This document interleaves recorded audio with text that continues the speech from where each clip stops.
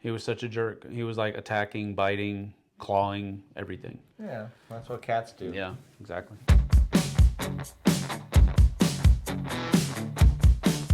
Hey folks, welcome to the Flipside. I'm Sam. I'm JT. And this is our top 5 transportation games. This is a continuation of a list we started over on the Dice Tower. You can go check it out with our bottom 5 transportation games over there. But you can go ahead and watch these first. It doesn't matter. Definition of transportation games is if you transport something Yes. other than yourself. As a race car driver. No, I'm just kidding. Oh yeah, we're not talking about racing games. Racing games is a different category altogether. We did not include racing games in this. But we're talking about if we tried. Well, I don't think we tried very hard because there was a lot of them. Pick up and deliver games seems to be almost a synonym for transportation games. That being said, these are not all pick up and deliver games. No, mine aren't either. But mine, I have loosely used the vision of transportation. Yep. I tried to get games that transporting things was a big portion of the game, but that doesn't always happen either. So. Yeah. My lightest game on the entire list was a 1.43. My heaviest one was a 3.14, and untrue to form, that's actually going to be on my top 5 instead of my bottom 5. Usually heavier games fall lower on the list, but this one was a little bit different. The average altogether, though, was a 2.44 for me. Nice. Which was my slightly average lighter. altogether was 3.01, excuse me. My lightest was a 2. My heaviest was I had a pretty heavy one on last list actually too. My heaviest is a 392. My average for this half is 3.22. Wow. That gives you a little bit of an idea what you can expect, but let's go ahead and get to it. All right, my number 5 is a train game, but it's not the one that he thinks it is. I don't think he's played this one. I don't. This clocks in at a 2.8, and it is called First Class, All Aboard the Orient Express. Now, this one is, you are transporting people, but it's super abstracted. You're not really actually transporting a whole lot of people. What you are trying to do, though, is you're trying to create the most luxuriant train that you possibly can, but then you're also trying to solve mysteries. Geez. Solve murders as well. It's heavy duty. It's a pretty cool thing. I haven't played it in a long time, but this is one of the train games that I used to not like train games except for Ticket to Ride. That was about it. All the other train games, all the 18XX series, too heavy, not interested. This one came out, had great artwork, great aesthetics, fun mechanisms, and so I latched onto it, and I've kept it in my collection. I do need to get back to it, though. A subscriber sent me a solo variant, a fan-made solo variant for it. I want to check it out. That's cool. So anyway, that is my number 5, First Class, All Aboard the Orient Express. Nice. You got to solve your own murder. Interestingly enough. All right. My number 5, you are a caravan owner, and you are collecting peoples and goods, and you're taking them down the dark road. This is called Merchants of the Dark Road. And that's exactly what you're doing in town. You're collecting adventurers that want to go to specific towns out on the dark road. And you have a rondel where you're going around collecting people, collecting locations to drop off things, you only have so many items that you can carry, and you can carry upgraded items where are worth more when you turn them in. The people also will request items for you when you grab them to join your caravan. So there's just this balance. It also has a market aspect where items are worth 1 through 5 coins, depending on the time you sell them and the time you get rid of them and the time you buy them. But that market turns. It has one of those magnetic wheels. Oh, that's cool. So it turns. So it's changing values, and what's available is changing at the same time. That's cool. You could have something that's worth 5, and then by the time you get rid of it or whatever else, it's worth 1. You're not so happy anymore. Those kind of things. But it happens. Yeah. But anyways, in the Merchants of the Dark Road, you are specifically taking your caravan, picking people up on this rondel, and then going to a location out to dump them all off. Who publishes this? Elf Creek. Okay. That's what I thought. Okay, good. Beautiful production, absolutely gorgeous production, especially if you got the fancy one. Even the non-fancy ones are very beautiful. Yeah. And an interesting thing about this one is when I take my caravan out to go to a town and drop off people, you have the option, everybody else on the table also has the option to jump on the caravan and take and drop off people at the same time. So it's cooperative. No. But anyways, that's my number 5. Merchants of the Dark Road. Cool pick. All right, my number 4 is a game that I also believe that I don't believe JT has played. This clocks in at a 2.38. It is really more of a stock market game, so economic flair, but you are building the railway system in Ireland in Irish Gauge.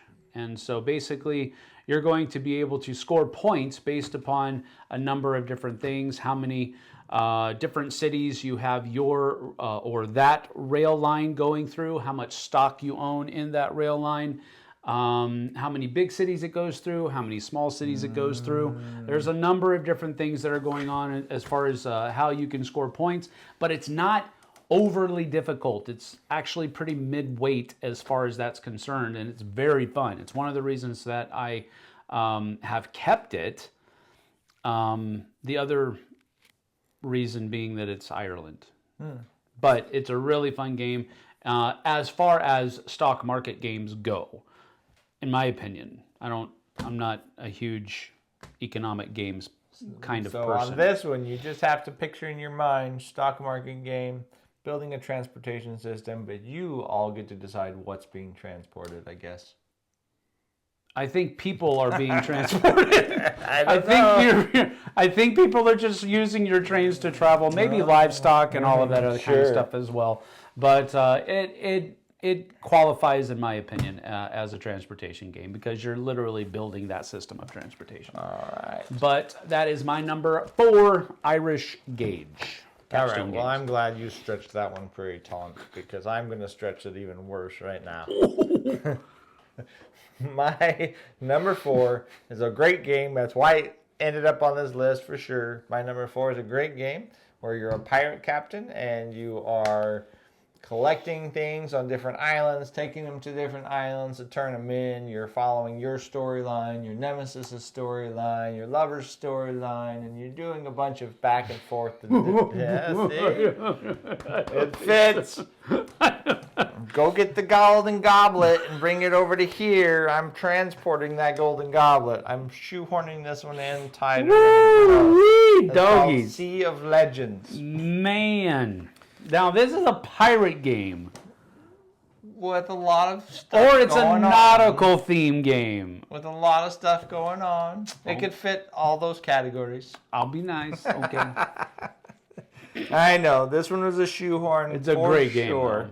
It's a great game. But you are picking up stuff at one port and taking it to another port. Yeah. You are going to ports specifically to buy something for cheap or whatever else to upgrade your ship. But yes, it's very thin.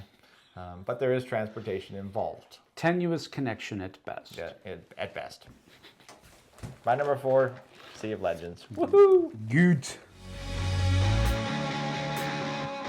My number 3 is, I believe, our second crossover. And it is criminally low on JT's list. It is my number 3.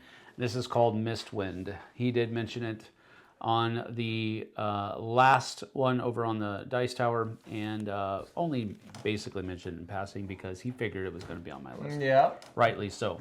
This is very much a transportation game. You are not only transporting goods from one port to another, you're also building routes as part of both public and private goals that you have on those cards at the during the course of the game, and you can score a considerable amount of points building those routes as well, which is one of the reasons why I think I was okay with putting this on the list, because it didn't just have that transportation of goods, it also had that building a transport system that people could use as well. So I definitely see it. One of the things that I like the most about it is the action selection mechanism of the game, where you have those 4 different areas of the board, and each of them can have 5 different spots at them. And you are able to, you can plan, the first part of every phase is you can plan what tokens you're going to keep for the round. But you do that based upon not just what you want to do, but what you think everybody else needs to do at the same time, and how fast and in what order they're going to do it, so that maybe I can get over there and do it before they get over there and do it. And it's a really tight action selection system, and I really do enjoy it. It's really fun. So that is my number 3, Mistwind, from Final Fish Games, I think they're called. I have space whales. Flying Space whales. whale? No, they're not space whales. They're just floating whales. They're just floating whales. They're flying Fill whales. them full of helium and let them go. I don't know if it's helium. Hey, 10-4. I knew that was going to be on your list. And it had transportation Yes. on top of his number 4, which just had the system. You're transporting something. You don't just build a railroad and just let it sit there. My number 3 is new to me, and admittedly, I've only played it a couple of times now. I don't know, 3 times now. But I do really like this game, and as far as pick up and deliver goes, I think this is my game of choice currently for sure. And this is from Arcus Games, called Storm Raiders. Ooh. In Storm Raiders, you were doing just that. You're in a post-apocalyptic world. There's a storm that continually rages in the desert, in the lands, and it moves around the board. And you are, there's different hubs that want different goods delivered to them. So you are going out to these different spots, you're picking up goods, and then you're taking them back to the hubs and delivering them for points. Yeah. As the storm moves around, it is what delivers more materials out. So it's destroying things and flushing out more garbage for you to go pick up, basically. For you to go do this. But it's a really cool game. You have your own player board. You can either, it's a dice placement game, or you're placing dice on your, there's a dice drafting game, and then you're placing dice on your board to either use your trike, which is your land vehicle, your airplane, or your submarine, to move around the board, pick up goods, upgrade your systems, and deliver them. So I've only played it once. it's a really cool game. Really nice looking game too. Great artwork, great aesthetic. Yep. And it's got a lot of cool mechanisms to it as well, as far as choosing how you move around and having to stay away from that storm, because it can really wreck you. Yep. It's a really good game, really fun. All right, my number 2. You knew it was coming. As long as it's not a game that doesn't deliver anything, I'm okay. A train game that doesn't deliver anything. It's a train game. Okay. You're definitely delivering passengers No, I don't to where know they that. want to I go. never saw that in the rules. No, it's. I have a ticket to ride. Oh, yeah. Oh, I have a ticket to ride. That's what it is. I know. You're transporting passengers. You're building those routes. You're making those connections. But I should have put Power Grid on here. the caveat is that this is Legacy Legends of the West. Gotcha. This is, I think at this point, this is my favorite way to play Ticket to Ride, which is kind of maybe even a little bit of a misnomer, because it is a legacy game. At some point, it's going to be done. Yeah. You're not going to be able to play it anymore unless you buy another copy of it and play it with somebody else, which I do have people out there. One in particular who has done that. He's bought multiple copies and he plays it with different people. But this is a really fun way to play Ticket to Ride. If it's not sitting well with you that I chose a legacy game for this, my favorite way to play Ticket to Ride is Ticket to Ride Markland, or it's called, I think, there's another version called Ticket to Ride Germany now. But I really like those passenger tokens. that you can move your passengers on the train systems and pick up these different point tokens that give you different. You can do that in the Germany one? Yes. Oh. Yeah, the Markland was a special edition where it was like a collaboration with the Hobby Train Set Corporation, where all of the cards were depictions of real cars used in hobby railroads. But Germany is the non-Markland version of it. Gotcha. Anyway, it's a really Legacy is the one that I'm talking about, and it's really the most fun because I like the storyline aspect of the historical storyline. Well, the historically based storyline. The people aren't real, but a lot of the elements are real, and that's what I enjoy the most about this one. But I did want to include a Ticket to Ride version on the list, and this one just happened to be number 2 because that's how much I enjoy it. But it's a great game. This guy is the sticking bud. He doesn't like. He doesn't like. I don't want it. You know, I didn't know, other than the Legacy game, which I haven't played, but I didn't know in the other 85 versions of Ticket to Ride that any of them have any different mechanics. Period. No, they do. They all do. Now it could be like a little small difference. Like there's underground tunnels. There's.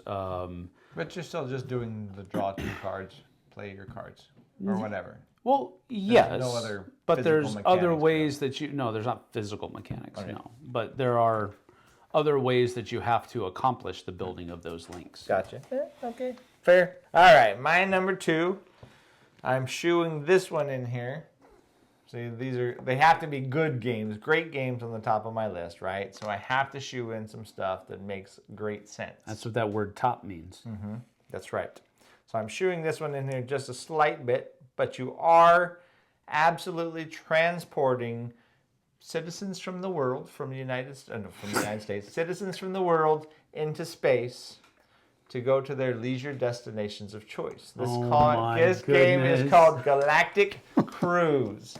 And in Galactic Cruise, you are creating rockets. Okay. You're advertising for good. your journeys, and you're picking up passengers to put in your rockets to fly through space so that they can go to the moon and to the leisure, whatever. Cruise transportation is still transportation. Is transportation.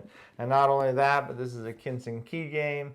Art from Ian O'Toole. Yeah. And I think that I've talked about this game enough already, but in different videos. But I think that the reason why everybody, me included, and I honestly didn't know everybody did it, but one of the reasons why I equate this game to a Lacerda is because Ian O'Toole did like Kanban Eevee's art, and then he did the art in this one. So Gotcha. I think that's really why There's a it connection. makes that same synapses pop in your brain. But yes, my number 2 is Galactic Cruise. This is a very heavy worker placement game where it's very tight. Yes. But it's very smooth at the same time. Your actions are fairly small for what you do per turn, but they're very impactful. But you are creating these rockets, sending people to space. Putting different modules. Putting different modules on there so that the people that are adventurous can ride in an adventurous module on the part of the ship and then go to the adventurous planet. And that's really how you make your most points, is making sure that the passengers you bring match the modules that you can put them in and the route that you're sending it to. So. Yep, that's a great pick. That's a really good pick. It's a little too heavy for my tastes. I did enjoy the game, don't get me wrong, but for me to include it on a top 10, it's a little too heavy for me. I think this might end up in my top 10 of all time. Yeah, it probably will. I would not be surprised. It's a good one. It's a really great good one. It'll land in my top 20 probably pretty quickly, I think. They did that game right with their production quality. Yep, it's I mean, fantastic. good night. It's really nice. Anyway, that's my number 2. I don't know that you're going to consider this a transportation game. I had one of those that's But now I'm kind of halfway on the. I don't think he's going to consider this a transportation game. But then the other half of me is like, this might be a crossover. Oh. but I don't think it's going to be. Wow. I don't think it's going to be. Well, a crossover with what? Yeah, well, All see, right. that's the thing. That's the thing. My number one This is not my number one. transportation game is Sky Team. Oh my goodness. What a great number one. That's all I got to say. That is a good number one.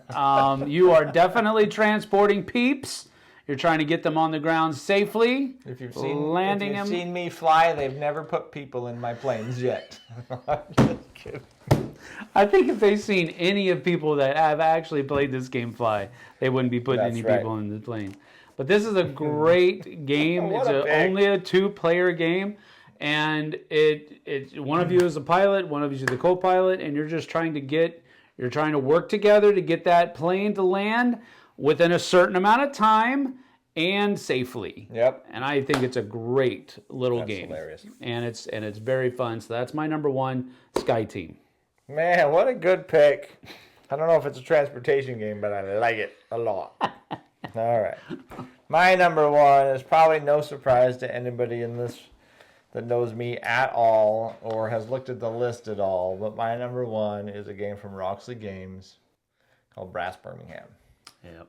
In Brass Birmingham, you are literally building up a network on a map from Birmingham to whatever, Rochester to whatever else. You're building train pathways or canal pathways to the ports so that you can sell your goods. You're also creating coal mines and copper and iron mines so that you can use those goods, and those have to be connected so that your coal can get to where you need to spend it.